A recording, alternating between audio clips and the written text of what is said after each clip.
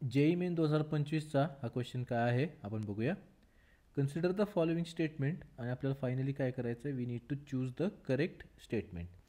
Statement A आहे, surface tension arises due to extra energy of molecules at the interior compared to the molecules at the surface.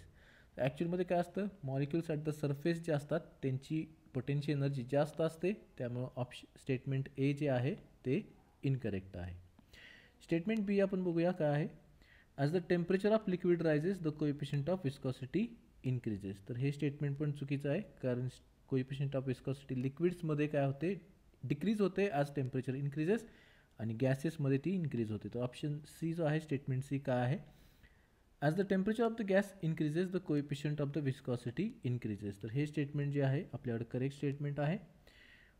Statement D काय आहे, on the onset of the turbulence is determined by Reynolds number. Yes, तर Reynolds number ज्यावेळेस 4000पेक्षा जास्त असतो त्यावेळेस जो flow असतो तो काय असतो, टर्ब्युलन्स असतो. तर हे स्टेटमेंट आपण आपल्याकडं करेक्ट आहे.